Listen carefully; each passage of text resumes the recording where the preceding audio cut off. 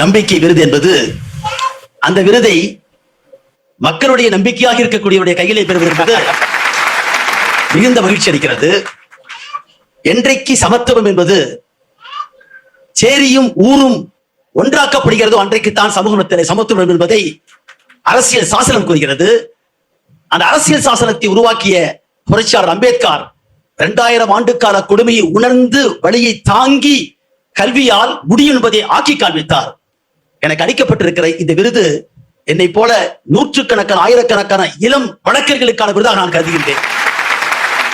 கடந்த 22ஆம் ஆண்டு மார்ச் மாதம் 5ஆம் தேதி கோகுல்ராஜ் வழக்கிலே சாட்சிகள் பொய் சொன்னாலும் சாட்சியும் பொய் சொல்லாது என்பதை நிரூபித்து காட்டிய அந்த வழக்கிலே தான் அந்த தாயுடைய முகத்திலே நான் புன்னகையை பார்த்தேன்.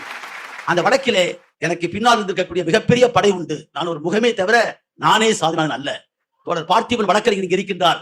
அவரை போல் நூற்றுக்கணக்கான வழக்கறிஞர் பெருமக்கள் எனக்கு உதவி செய்தார்கள்.